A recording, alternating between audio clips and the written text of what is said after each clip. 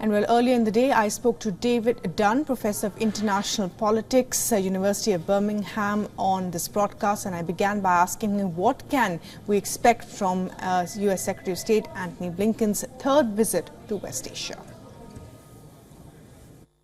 Well, he's clearly very keen to establish a series of pauses, not a ceasefire, but a series of pauses in the Israeli military operations to allow the evacuation of the wounded and other civilians, and also to allow humanitarian aid to cross the southern border.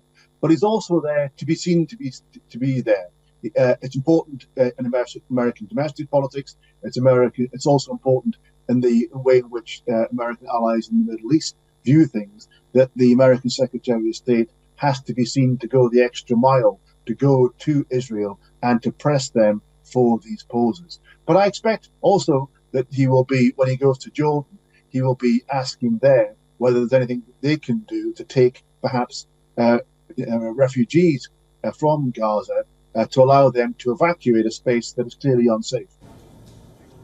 Professor Dunn, many believe that the U.S. is giving out mixed signals on the war, giving Israel billions of dollars in aid and weaponizing the war, and then asking for a humanitarian pause.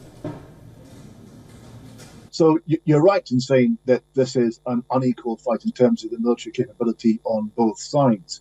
But there's two things to say on that. One is that the rate at which Israel is using bombs to drop them on Gaza, it will exhaust its supplies fairly quickly. But also, and importantly, America is giving defensive weapons, anti-aircraft weapons, anti-missile systems to Israel in order to try and deter the potential threat from Hezbollah in Lebanon, firing thousands of missiles that they have at Israel, or being able to defend against them if they do so.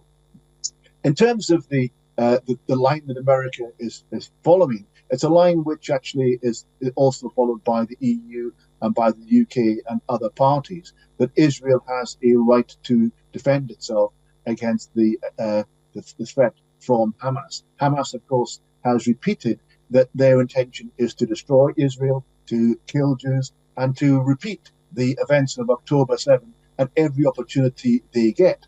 Faced with that, Israel feels the need to try and eliminate Hamas, and the international community, by and large, is supportive of that right of self-defense. But of course, the international community is also calling for constraint, and that Israel does this in line with international humanitarian law and minimize the impact of civilians.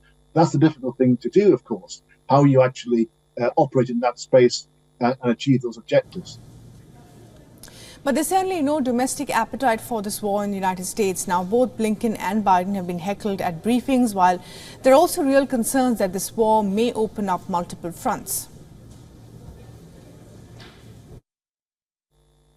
So, yeah, two things. The domestic politics, I mean, this is a problem for the Biden administration.